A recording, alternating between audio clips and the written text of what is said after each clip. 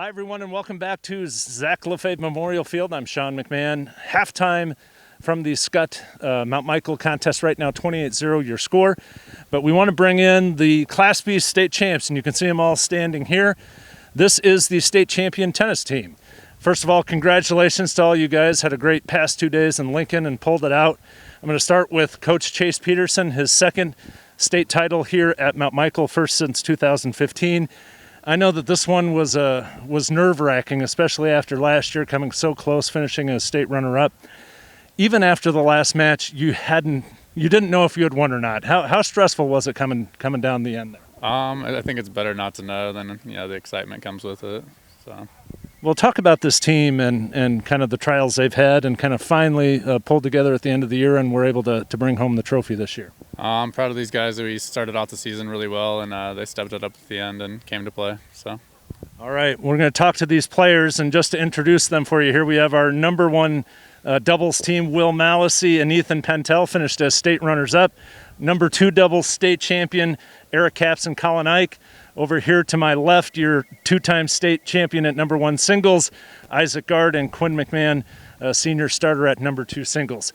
I'm going to start with Isaac. Isaac, second straight title. Last year you didn't lose a game en route to the title. Yeah. This year a much tougher road, 3 sets in the final. Just talk about how different it was and the challenge of getting that title for the second year in a row when you had really a mark on your back and a lot of people rooting against you.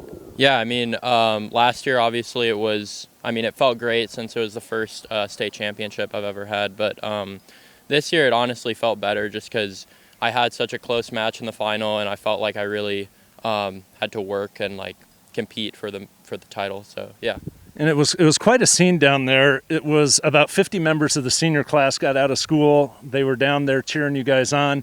A lot of the crowd was rooting against the number one singles player, trying to take him down, but Isaac Gart did a great job getting the number one singles championship. Quinn, talk a little bit about those classmates of yours and kind of the atmosphere that they created down in Lincoln this week. It's always great to have them down there. They provide a great atmosphere. They really hype up our players, and it really helped on the court today. When dudes were down, we saw students coming over and helping them out, and in the end, they were there every match helping us out. And, we can't thank them enough for taking time out of their day to come down and support us. Now, Scott Catholic, for those of you who don't know, it has been just an all-out duel with this team throughout the year. I think you played them 6 times in tournaments and/or duels, and again, it came right down to the wire. I just want to ask Ethan and Will at number one doubles, finished as runners-up, but just talk about that rivalry with Scott and kind of finally being able to get over the hump and beat them on the most important day of the year. Well, as you said, we've played them now 7 times this season, and it's definitely a battle with them. And we went back and forth many times during the season, and even though we didn't win at the end, it was definitely an enjoyable journey. Now, it came down to the final match of the day, and these two guys, Colin and Eric, were on the court where no one else was. Whole lot of pressure with the crowd cheering against you. Went into a third set against Scott. Talk about just kind of the resilience. You lost that first set, were able to come back in a tiebreaker and send it to a third and then get that win in the third. I mean, you were dancing with disaster there, but were able to kind of finally pull it out at the end. Oh, yeah. I mean, we know it's kind of in the first set, kind of starting to break down, so we figured we had the momentum, we can keep that going. And we kept fighting for every point, make him hit one more.